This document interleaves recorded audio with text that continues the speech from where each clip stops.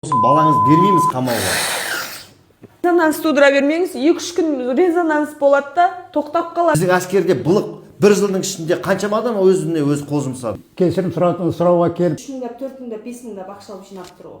Құрметті қазақ елі, міне қазір маған Бейсбаев Қалибек мырзаның өзі келіп отыр. Ол кісі жалғыз келген жоқ. Ол кісінің айтуынша Қалибек мырзадан кешірім сұрап, екінші күдікті қылып танып отқан жаңағы баламыз бар, Алдаберген Қасиеттің анасы, міне Байділда Гүлнұр ханымды ертіп келіп отыр.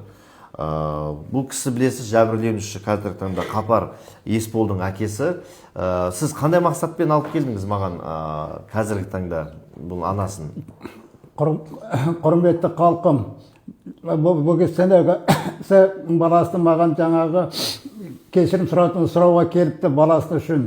Бұл кісіде мен айттым, неге менен кешірім сұрайсың? Балаңыз кінәлі емес, баламды ұрған сержанттар. Бір дәлел жоқ, жазып қойыпты мына жерде. 2026 жылғы 10 қаңтар шамамен сағат 21:40-та 3-ші танк батальонының казармалық үй-жайында киім кептіретін бөлмеде күдікті Алдаберген мен қатардағы жауынгер Қапар арасында сөзге келіспеушілік туындап, екеуінің арасында қарым-қатынастардың жарғылық қағидалар бұзылған. Яғни жанжал барысында күдікті Алдаберген өзінің сол қолымен Қапардың оң жақ бетінен тұсынан бір рет соққы жасаған. Өз кезегінде Қапар да жауап ретінде оны оң аяғымен тепкен дейді. Міне осындай жауап беріп, істі осылай бұрмалап жатыр. Өздеріңіз естіп отырсыздар, қазіргі таңда Байділда Гүлнұр хан Қызылордадан келіпті. Осы Қалибек мырзаға, тағы да Қалибек мырза маған ертіп алып келді.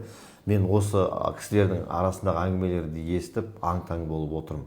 Міне Байділда Гүлнұр ханымның айтуы бойынша, Бейсбаев Қалибек мырзаның айтуы бойынша, баланың жағы сынған күні бүкіл әскери қызметкерлерден ақша жинаған екен. Солай ма? Соны қалай айтып беріңізші сол моментті? Сол кезде мама мен берци сатып алдым деді.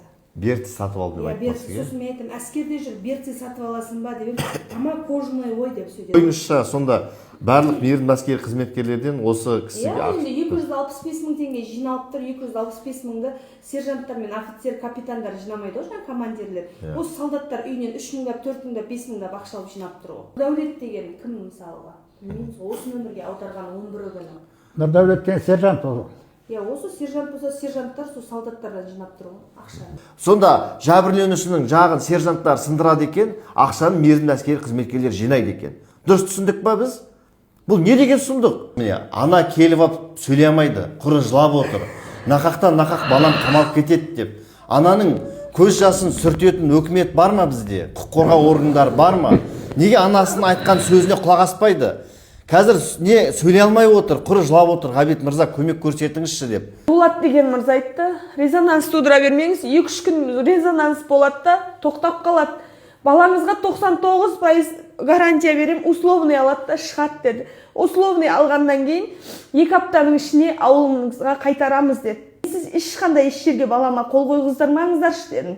Сөйдеп едім, қол қойғыздырмаймыз, келіңіз деді. Балаңыз условный сұрақ алады да кетеді деп айтты. 99% условный алады деді. 99%, 90%. Кім айтты оны сізге? Биляловты айтты, жаңа Дулат деген кісі. Қылмыстық кодекс бар. Қылмыстық процестік кодекс бар, Ол қылмыстық кодексте қылмыстық істі үкімін сот қана шығарады. Сонда бұлар алдын ала уже келісіп алған өзара, получается. Әскери тергеу басқармасы, гвардейский гарнизонның, мүмкін әскери полициясы, мүмкін әскери прокуратурасы.